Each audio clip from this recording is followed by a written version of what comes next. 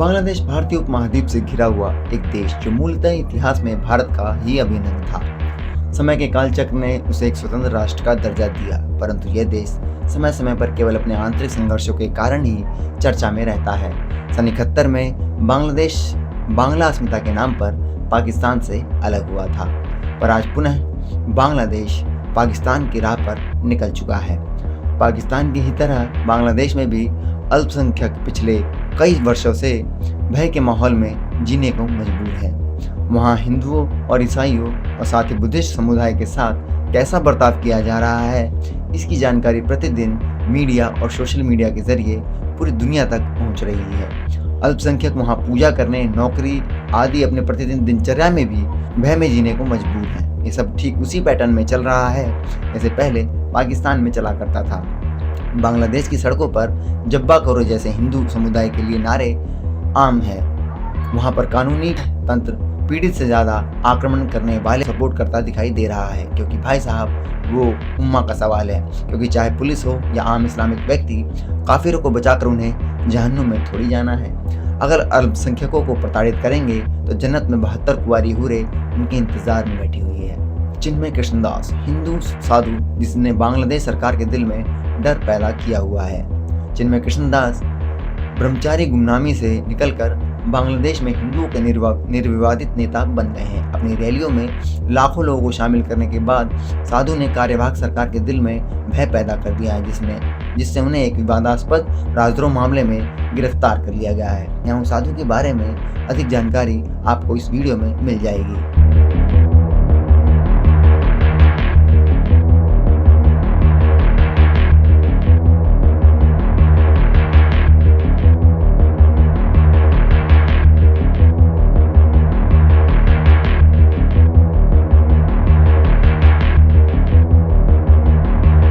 चिन्मय कृष्णदास पुंडरीक धाम के अध्यक्ष हैं, जो पहले इस्कॉन के साथ थे।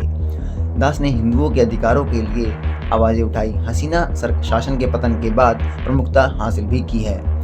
चटगांव और रंगपुर में विशाल रैलियां की, झंडों को लेकर राजद्रोह के मामले का सामना भी कर रहे हैं। चिन्मय कृष्णदास ब्रह्मचारी ज़्यादातर लोगों का अभिवादन प्रभु प्रणाम कर करते हैं। उनकी आवाज़ में सच्ची गर्मजोशी होती है। मिलनसार व्यक्तित्व के पीछे एक दृढ़ संकल्प छिपा हुआ है, जिसकी एक झलक दुनिया को जेल की वैन की खिड़की से मिली, जब युवा बांग्लादेशी हिंदू नेता को मंगलवार को चटगांव की एक अदालत में ले जाया जा रहा था। उन्होंने विजय चिन्ह दिखाया था, साथ ही मुट्ठी बांधी और फिर दोनों हाथों की उंगलियों को आपस में बांधकर सनातनियों को संदेश दिया कि आप एकजुट रहो। बांग्लादेश पुलिस ने मंगलवार को चटगांव न्यायालय परिसर में हिंदू भिक्षु चिन्मय कृष्णदास के समर्थकों पर बर्बरतापूर्वक कार्यवाही की। चटगांव में सफल रैली के बाद बांग्लादेश सम्मिलित सनातनी जागरण जोत की अगली रैली रंगपुर में आयोजित करने की योजना बनाई गई है, जो भारत के सिलीगुड़ी गलियारे के करीब है। 22 नवंबर को रंगपुर रैली से पहले सभी की निगाहें चिन्मय कृष्णदास पर थी। उन लाखों निगाहों में मोहम्मद यूनुस के सैन्य समर्थित कार्यवाही सरकार की भी कुछ निगाहें थी। प्रदेश के विशेषज्ञों ने मीडिया को बताया, गृह मंत्रालय के अधिकारियों की मंजूरी के बिना देशद्रोह का मामला दर्ज नहीं किया जा सकता। उन्होंने कहा कि शीर्ष से मंजूरी के बिना कोई भी पुलिस स्टेशन प्रभारी ऐसे मामलों को आगे नहीं बढ़ा सकता।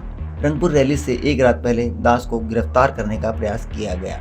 प्रशासन ने दास के ठहरने के लिए जिस होटल में बुकिंग की थी, उस पर भी दबाव बनाया गया वह अपनी बुकिंग रद्द कर दे। अनुमति न मिलने पर रैली का आयोजन स्थल भी अंतिम समय में रंगपुर में एक छोटे से स्थान पर स्थानांतरित करना पड़ा।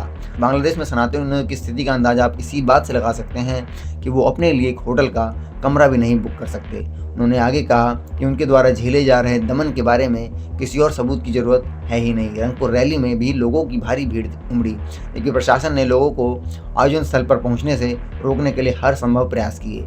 सोशल मीडिया प्लेटफॉर्म पर पुलिसकर्मियों और इस्लामवादियों द्वारा लोगों को परेशान करने और उन्हें आयोजन स्थल पर ना पहुंचने की क्लिप आपको सोशल मीडिया पर मिल जाएगी, जो एक आह्वान पर लाखों हिंदुओं को सड़कों पर उतार सकता है। उसने उसे बेबुनियादी आधार पर गिरफ्तार कर लिया। बांग्लादेश नेशनलिस्ट पार्टी ने राजद्रोह का मामला दर्ज करने वाले स्थानीय फिरोज खान को निष्कासित कर दिया है, क्योंकि उन्हें इसमें कोई दम नहीं दिखाई देता। हालांकि बांग्लादेश ने इस मामले पर भी कार्रवाई करने का फैसला किया है। ऐसा इसलिए है क्योंकि उस साधु ने लाखों हिंदुओं को एक मार्ग दिखाया है। ढाका स्थित राजनीतिक टिप्पणीकार ने मीडिया को बताया कि बांग्लादेश में हिंदू आबादी का एक बड़ा हिस्सा युवा और तकनीकी प्रेमी है। युवाओं ने देखा है कि दुनिया में कैसे अल्पसंख्यकों को अपने ही देश में रहने के लिए संघर्ष करना पड़ता है। हिंदू अमेरिकन फाउंडेशन के अनुसार 1964 से 2013 के बीच धार्मिक उत्पीड़न के कारण 1 करोड़ से अधिक हिंदू बांग्लादेश से जा चुके हैं। बांग्लादेश में कुछ लोगों का यह भी मानना है कि यूनिट सरकार के भीतर के तत्व दास और गैर हिंदू अधिकारों के लिए उनके आह्वान का इस्तेमाल मुसलमानों के प्रति एकीकरण के लिए कर सकते हैं। ऐसे समय में जब कार्यवाहक सरकार चीज़ों को नियंत्रित करने में बेताब है, जिन छात्रों के आरक्षण विरोधी आंदोलन के हसीना सरकार को गिरा दिया था, वे कैंपस में वापस नहीं आए हैं और अर्ध सुरक्षा बल के रूप में काम कर रहे हैं। बांग्लादेश में छात्रों के बीच झड़पें आम बात हो गई हैं, क्योंकि हालांकि चिन्मय कृष्णदास को जमानत देने से इनकार कर दिया गया है और उन्हें जेल भेज दिया गया है, लेकिन उन्होंने जो एकता बनाई और जो रास्ता इस साधु ने युवाओं को दिखाया है, उसे रोक पाना मुश्किल होगा। पूरी दुनिया की निगाहें अब उस साधु पर हैं जो बांग्लादेश में हिंदुओं की आवाज़ बन चुका है और जिसे यूनिट सरकार चुप कराने की भरसक कोशिश कर रही है। ये वीडियो अगर आपको इन्फॉर्मेशन से भरपूर लगी तो कृपया चैनल को सब्सक्राइब ज़रूर कीजिएगा। वीडियो को लाइक करना ना भूलें और इसे अपने दोस्तों के साथ शेयर ज़रूर करें। धन्यवाद।